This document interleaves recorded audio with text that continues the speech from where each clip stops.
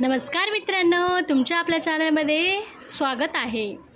ANM किंवा GNM परीक्षेत research मॅनेजमेंटमध्ये प्रकरण 3 मधून वारंवार प्रश्न विचारला जातो आणि आज मी तुम्हाला फक्त 5 ते 10 मिनिटात सांगणार आहे परिचरिकेचे गुण आणि परिचरिकेचे तत्त्वे आणि शेवटपर्यंत 2026 परीक्षेसाठी अति महत्त्वाचे प्रश्न मी सांगणार आहे, म्हणून व्हिडिओ स्किप न करता शेवटपर्यंत नक्की बघा, कारण शेवटी सांगितलेले प्रश्न थेट परीक्षेत येण्याची शक्यता आहे। चला तर व्हिडिओला सुरुवात करूया आपण। प्रकरण तिसरा मधला हा प्रश्न आहे परिचर्येच्या व्यवस्थापनातील तत्त्वे। नंबर 1 आहे ध्येय ठरवून व्यवस्थापन करणे, अनुभवातून शिक्षण म्हणजे लर्निंग थॉट एक्सपिरियन्स, कामाची विभागणी डिव्हिजन ऑफ वर्क, साधन सामुग्रीचा पर्यायी व सुयोग्य वापर, केंद्रभिमुख कार्य, रचनेनुसार कार्यावर मर्यादा, अधिकार व जबाबदारी सोपवणे, शिस्त व अधिकाराच्या पायऱ्या, निर्णयाचा अतिजवळचा मार्ग, निदर्शनातील एकता, युनिट ऑफ डायरेक्शन, निवडक परिस्थिती पटकन निर्णय घेणे, सेवा देणाऱ्या व सेवा घेणाऱ्या दोघांनाही समाधान मिळावे अशा प्रकारच्या व्यवस्थापनात चांगले व्यवस्थापन समजले जातात। 13 नंबरचं पाहूया रुग्णकेंद्रित सेवा, सुरक्षित आणि गुणवत्तापूर्ण सेवा, गोपनीयता राखणे, नैतिक मूल्याचे पालन करणे, संघभावना, वेळेचे व्यवस्थापन, सतत लक्ष व सुधारणा। तर मित्रांनो, हे पॉईंट लक्षात ठेवले ना तर तुम्हाला 5 मार्क सहज परीक्षामध्ये लिहू शकता तुम्ही 5 मार्काचं। चला तर आपण आता त्यामध्ये दुसरा प्रश्न पाहणार आहोत। आपण आता परिचरिकेचे तत्त्वे पाहिले, आपण परिचरिकेचे अंगी असणारे गुण पाहणार आहोत। तर फक्त पाठांतर करू नका, गुण आणि तत्त्वे यामधील फरक समजून घ्या। समजून जास्त घेतलं ना तर जास्त लक्षात राहतात, पाठांतर केलं ना तर विसरून जाते। चला तर आपण बघूया परिचरिकेच्या अंगी असणारे गुण आवश्यक। नंबर 1चा पाहूया आपण। परिचरिका ही शारीरिक व मानसिकदृष्ट्या निरोगी व सदृढ असावी। वार्डातील अनेक काम चांगल्या प्रकारे करता येण्यासाठी प्रसंगी रोग्याला धीर देण्यासाठी शारीरिक व मानसिकदृष्ट्या सदृढ व निरोगी असणे अत्यंत आवश्यक आहे।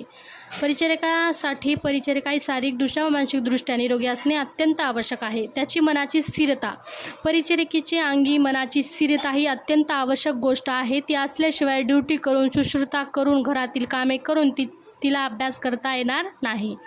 त्याच्यामुळे त्याची मनाची स्थिरता असली पाहिजे। 3 नंबरचं पाहूया आपण वक्तशीरपणा व नियमितपणा।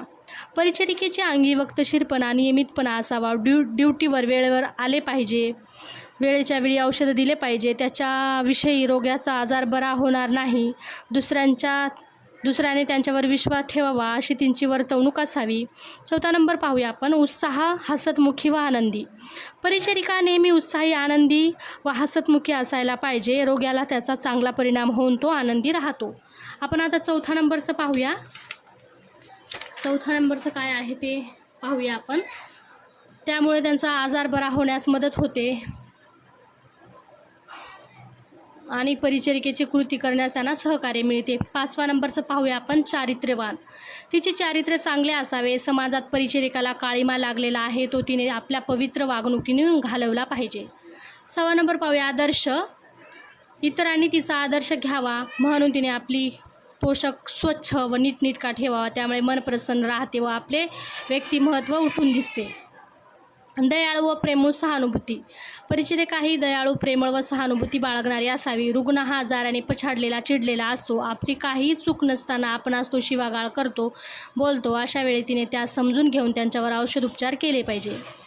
कर्तव्य व जबाबदारीची जाणीव। 8वा नंबर परिचरिकाला कर्तव्य जबाबदारीची जाणीव हवी। रोग्याला वार्डातील वस्तूची तिच्यावर जबाबदारी असते। कोणत्याही प्रोसिजर कृती काळजीपूर्वक करणे जरुरीचे आहे, तिचा निष्काळजीपणा आरोग्यास घातकी ठरू शकतो। 9वा पाहूया आपण प्रामाणिकपणा। तिच्या अंगी प्रामाणिकपणा हवा। वार्डामध्ये अनेक वस्तू, निरनिराळ्या ऑपरेटर्स, औषध, इंजेक्शन असतात, ते सर्व तिच्यावर सोपवलेले असते, त्यामुळे लोभास बळी न पडता तिने प्रामाणिकपणा काम करून जरुरी आहे। चुकून आपल्या हातातून काही एखादी वस्तू फुटली तर ते कळविले पाहिजे व त्यांची शिक्षा भोगण्यास तयार राहिले पाहिजे। 10वा पाहूया ज्ञानलालसा। तिच्याजवळ ज्ञानलालसा हवी। तिने फक्त नेमून दिलेल्या पुस्तकावर अवलंबून न राहता तिच्या पुस्तकाचा, लायब्ररीचा उपयोग करून घेतला पाहिजे। वार्डमधील काम करणाऱ्याचे डोळे उघडे ठेवून अधिक माहिती मिळवून घेतली पाहिजे। रोगाचे लक्षणे, आजार हे पुस्तकाप्रमाणे आहेत का हेही लक्ष देऊन पाहिले पाहिजे। 11वा तीक्ष्ण निरीक्षण। शक्ती, तिच्याजवळ तीक्ष्ण निरीक्षण शक्ती हवी. रोग नॉर्मल आहे की अबनॉर्मल आहे रुग्णाचे निरीक्षण केले पाहिजे. निरीक्षण शक्ती चांगली असेल तर बारीक सारी गोष्टीसुद्धा लक्षात येतात, त्यावर ताबडतोब इलाज होऊन रोगी लवकर बरा होण्यास मदत होतो. जिद्दी व चिकाटीपणा, तिच्याजवळ जिद्दी व चिकाटीपणा हवी. तिने कोणत्याही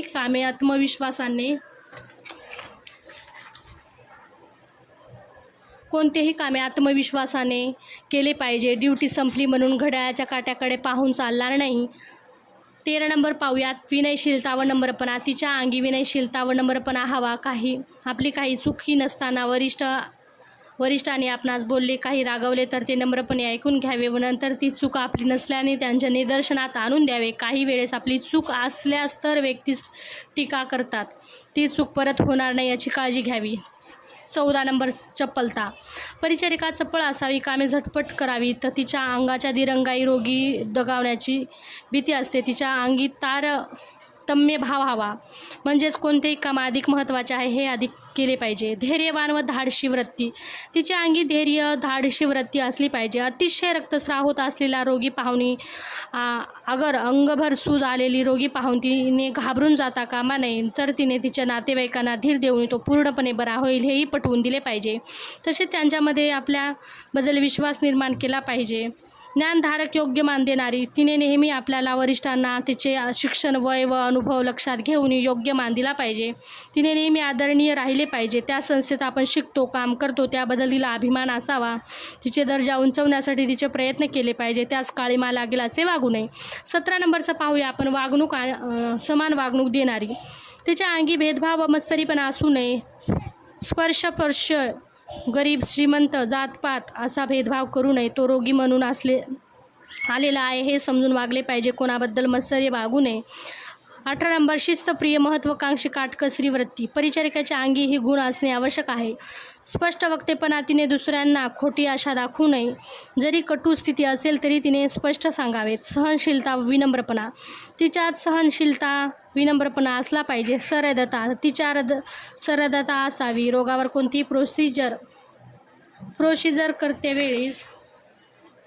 प्रोसिजर करत्यावेळीस त्या रोगाच्या ठिकाणी आपण स्वतः हसतो किंवा आपले नातेवाईक असते तर काय केले असते त्याचा विचार करून त्यांच्याप्रमाणे वागले पाहिजे. 22वा नंबर पाहूया, विश्वासपात्र. ती विश्वासात पात्र असावी, म्हणजे तिची वागणूक दुसऱ्यांना विश्वास ठेवावा अशी असावी. कोणतेही काम आपल्याला करावयाचं सांगितले असता आपण ते विश्वासाने केल्यास आपण विश्वासपात्र राहू शकतो. पण जर का आपल्याशिवाय विश्वास उडाल्यास परत आपण कधीही काम केले तरीही आपल्यावर कोणी विश्वास ठेवत नाही. ते तळमळीने काम करणार. तिच्याजवळ तळमळ हवी. कोणतेही काम तळमळीने पार पाडण्याची वृत्ती हवी. तिने कोणतेही काम अर्ध्यावर सोडू नयेत. रोगाच्या सेवा करताना एकनिष्ठ हवी. तिने पैशाच्या लोभास कोणतेही काम करू नयेत. 24वा पाहूया, सदसद विवेकबुद्धीचा वापर करणारी. सदसद विवेकबुद्धी पटेल असे वागणे आवश्यक आहे. ती अंगात भिनणे आवश्यक असते. नुसती सांगकाम्यावृत्ती असू नये. बुद्धीला पटल्यावरच तिने कोणतेही काम करणे, अन्यथा करू नये.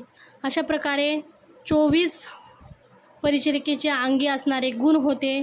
सगळे पॉईंट घोकंपट्टी न करता चांगल्या प्रकारे समजून लक्षात ठेवलं तर हा पूर्ण पॉईंट लक्षात पण राहतो.